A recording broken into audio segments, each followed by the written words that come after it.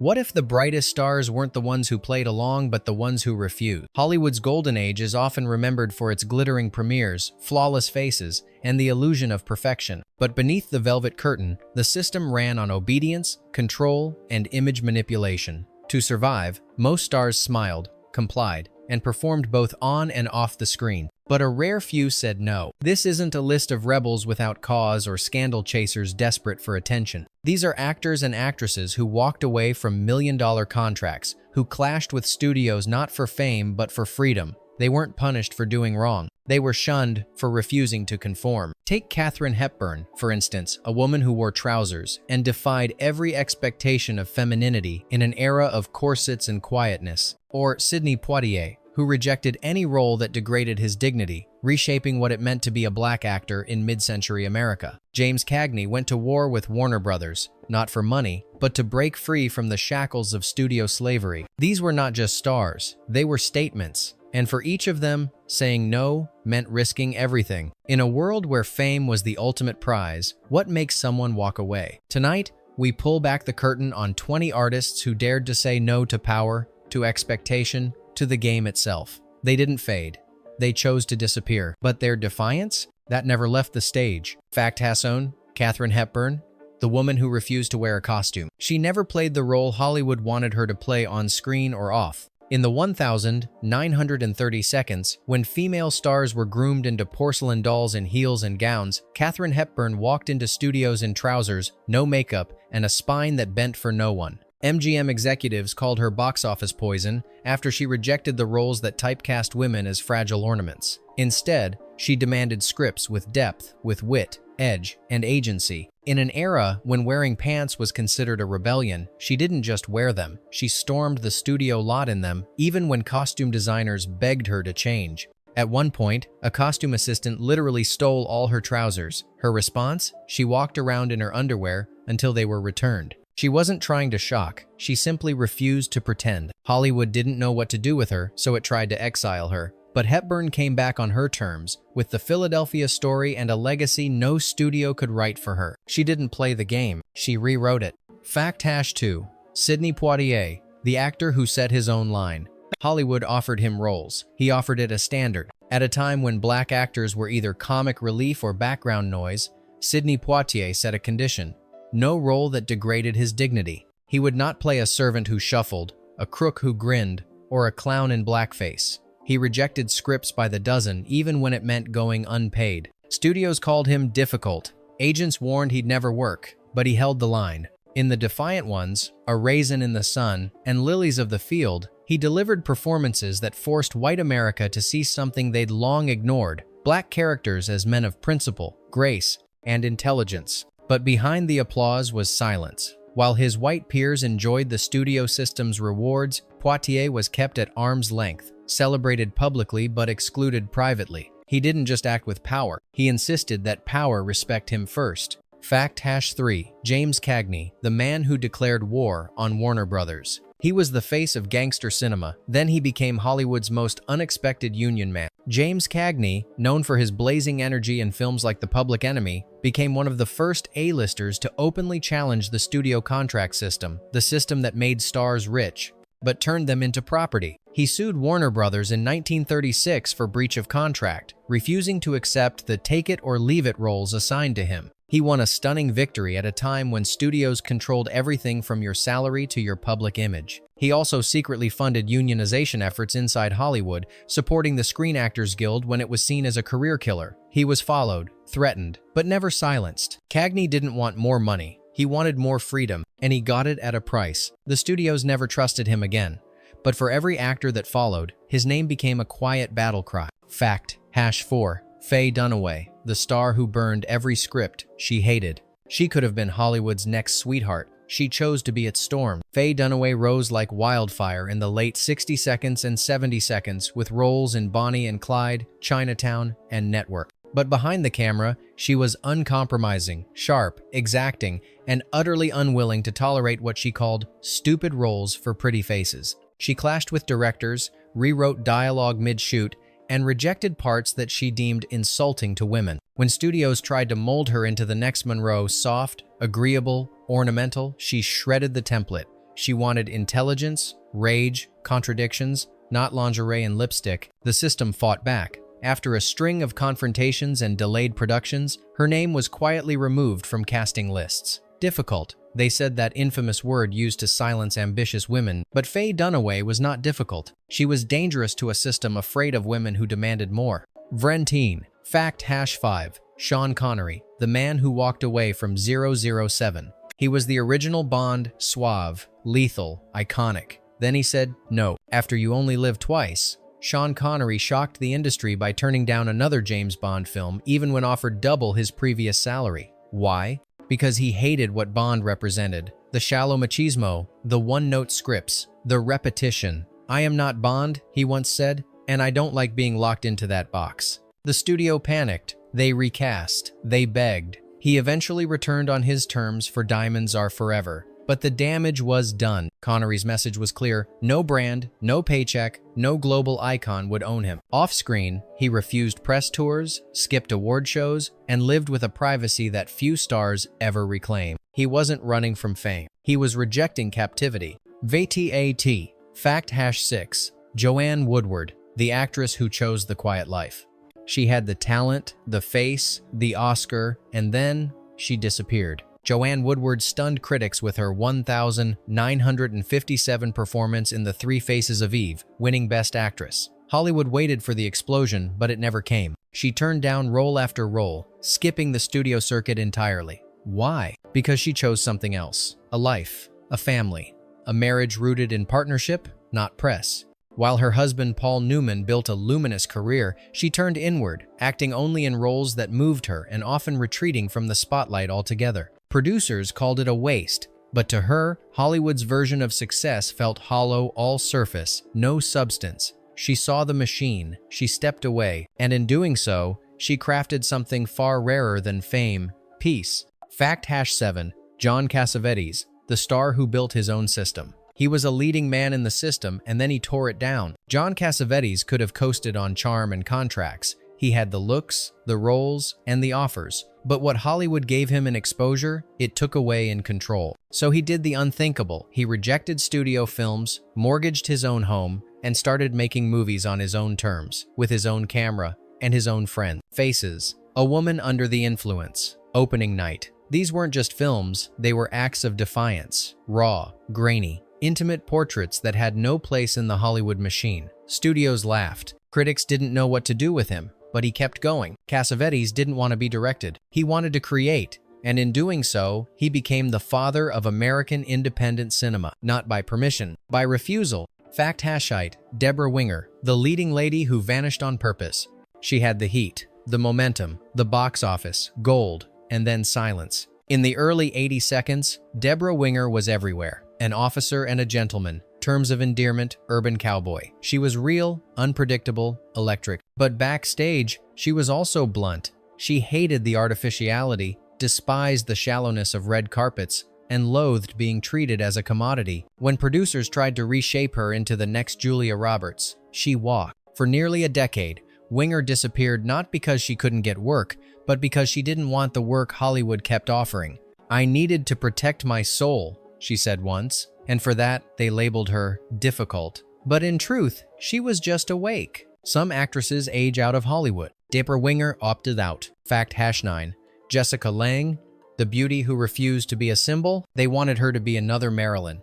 She gave them tragedy instead. Jessica Lange's rise began with King Kong, 1976, where she was cast more for her curves than her craft. She was supposed to be the next blonde bombshell, all lips, legs, and helplessness. But Lange had other plans. She studied acting rigorously, hunted serious scripts, and turned down role after role that reduced her to eye candy. She took risks with Frances, Tootsie, and Blue Sky performances full of fury, intelligence, and darkness. Each one chipped away at the version of her the studios wanted to sell. Behind the scenes, she walked away from multi-picture deals, demanding space to be an artist, not a product. Hollywood kept calling. She kept choosing silence until the right role came. She didn't vanish. She waited and made them come to her term. Fact #0. George C. Scott, the man who told the Oscars no. He won the highest award in Hollywood and refused to accept it. In 1971, George C. Scott delivered a seismic performance in Patton, earning him the Academy Award for Best Actor. But instead of basking in glory, he sent the Academy a telegram in advance. "I respectfully request that I not be considered." When they awarded him anyway, he refused the statue and didn't show up. To Scott, awards were a meat parade. He believed acting was a private, sacred exchange between performer and audience, not a public competition. He saw the Oscars as a distraction, a marketing gimmick dressed up as honor. Producers panicked, publicists were horrified, but Scott remained immovable. He didn't hate acting, he hated the circus around it. And in doing so, he became one of the only actors in history to win an Oscar and leave it untouched. Fact Hassonen, Gene Wilder, the artist who walked away when it got too loud. He gave us magic and then vanished like a whisper. From Willy Wonka to Young Frankenstein, Gene Wilder was adored for his eccentric genius. But by the late 80s, he stepped away. No scandals, no farewell tour, just silence. Why? Because he believed the soul was fading from cinema. The scripts stopped being about people, he once said. They became about explosions. Hollywood kept calling. He kept declining. He preferred gardening, painting, writing anything that didn't require pretending for money. To the world, it felt like loss. To Wilder, it was liberation. He didn't need the spotlight to feel alive. He needed honesty, and he knew Hollywood couldn't offer that anymore. Fact Hasson 2, Albert Finney, the star who never played the publicity game. He was nominated for 5 Oscars. You probably never saw him campaign for one. Albert Finney was a powerhouse from Tom Jones to Aaron Brockovich, but he was allergic to self-promotion. He refused to hire publicists, skipped awards ceremonies, and rarely gave interviews. In an industry obsessed with exposure, Finney moved like a shadow. When asked why he didn't attend the Oscars, he replied, "It's a long way to go for a non-drinking night." He wasn't bitter, just honest. Studios begged him to play the game, smile more, be visible. He declined every time. And yet, the work spoke so loudly that the silence around him became part of the myth. He didn't disappear. He simply refused to perform off-screen. Fact Hasson 3. Julie Christie, the star who chose silence over stardom. She was the face of a cinematic revolution, and then she vanished into the hill. Julie Christie's performances in Darling, Dr. Zhivago, and McCabe and Mrs. Miller made her the emblem of intelligent, sensual screen presence. Directors fought to cast her. Studios chased her across continents, but Christie kept drifting away. She refused contracts, ignored press tours, and turned down roles in what would become iconic films, including Anne of a Thousand Days and Anne Hall. Why? Because she found more truth in nature than in negotiation. She retreated to a farm in Wales, living without television, without agents, without scripts, unless they truly stirred her. She didn't disappear because she failed. She disappeared because she saw through the illusion and chose real life instead. Fact Hasson 4. Catherine Ross, the icon who quietly walked away. She could have been a household name. Instead, she became a ghost by choice. After The Graduate and Butch Cassidy and The Sundance Kid, Catherine Ross had the industry at her feet. The roles poured in, but by the mid-1970s, she had vanished from casting lists. Not because of scandal, because of selectivity. She found most scripts insulting, formulaic, or centered on male narratives with passive female accessories. She turned them down, all of them. She chose stage work, small projects, and long stretches away from cameras entirely. Producers called it career suicide. But Ross didn't crave the crowd. She craved depth. She didn't just slip away. She slipped beyond into a creative life on her own terms, never apologizing for the silent. aawww.com. Fact Hasson 5. Alec Guinness, the knight who resented his crown. He gave the world Obi-Wan Kenobi and never forgave himself for it. Sir Alec Guinness was already a respected stage and screen actor when Star Wars entered his life, and while it made him a global icon, he came to despise the role. He called the dialogue rubbish, the fans obsessive, and once said he'd rather forget the entire galaxy far, far away. Despite earning 2% of the film's gross, a fortune, Guinness refused to talk about it in interviews, scolded fans for quoting lines to him in public, and begged Lucasfilm not to use his image in promotional material. It wasn't the film he hated, it was what it did to art. He felt reduced to a meme decades before memes existed. He didn't want immortality through fandom. He wanted to be remembered for the roles where he was seen, not sold. Fact Hashonis, Paul Newman, the star who gave everything away. He had the looks, the fame, the awards, and then he gave it all away. Paul Newman could have lived like royalty. Instead, he used his name to erase his own legacy. By the 1990s, He'd funneled hundreds of millions of dollars from his food company, endorsement deals, and acting profits into charity, often anonymously. He didn't play the publicity game. He barely attended awards shows. He openly mocked Hollywood's obsession with self-congratulation. And when asked about being a legend, he scoffed. "I don't believe in that nonsense. I just wanted to do some good before I'm out of here." In a system built to immortalize ego, Newman subtracted himself piece by piece. He didn't want to be the last movie star. He wanted to be the first one to walk away with grace. Fact Hasson 7. Jane Alexander, the actress who spoke out and paid the price. She was on every casting director's list until her name vanished. Jane Alexander had earned her place. Tony Awards, Emmy nods, Oscar nominations. But in the 1,980 seconds, she did something unforgivable by Hollywood standards. She became politically vocal. She opposed U.S. government policies, spoke out for women's rights, and criticized censorship, all in an industry terrified of rocking the boat. Soon after, her career stalled. Scripts stopped coming. Projects evaporated. She was blacklisted without a list. Alexander refused to apologize. Instead, she turned to activism, education, and public service, including a stint as chair of the National Endowment for the Arts. She didn't vanish. She was erased for daring to speak when silence was expected. Fact Hasson 8. Tim Robbins, the outsider who refused to be silenced.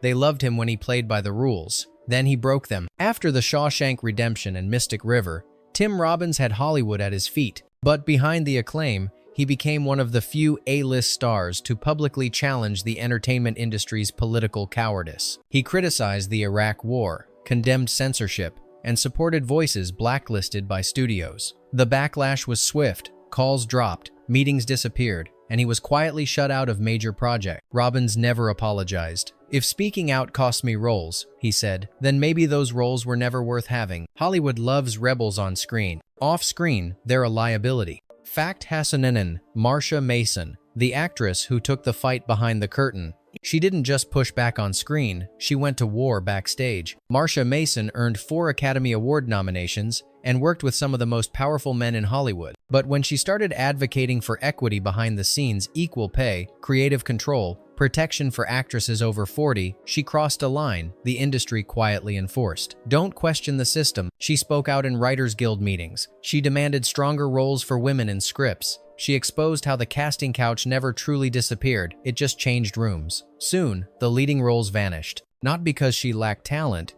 but because she dared to organize. She didn't just refuse to play the game, she tried to rewrite the rules. And for that, the system turned off her mic, but not her voice.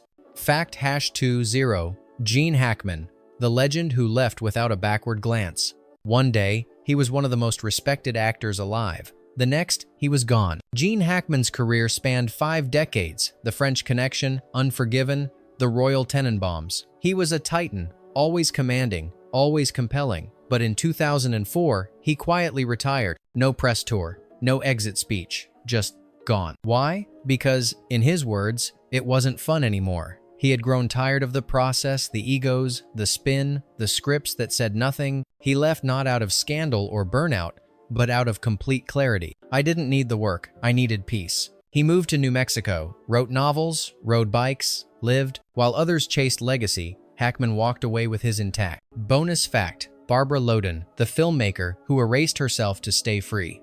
She made one of the most groundbreaking independent films of her era and then disappeared before Hollywood could get its hands on her. Barbara Loden was a stage actress, a muse to Elia Kazan, and a brief Hollywood insider. But in 1970, she stunned the industry by writing, directing, and starring in Wanda, a raw, verite, style portrait of a woman adrift in America. It was everything Hollywood didn't want. Quiet, female, tragic, unresolved. Wanda won prizes at Venice, garnered critical acclaim in Europe, and was almost completely ignored in the US.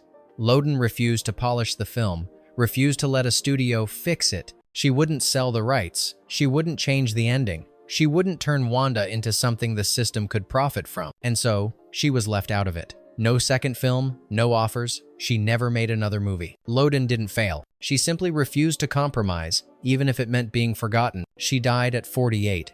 But her ghost lingers, not as a cautionary tale, but as a reminder. Sometimes the most radical act in Hollywood is vanishing on your own terms.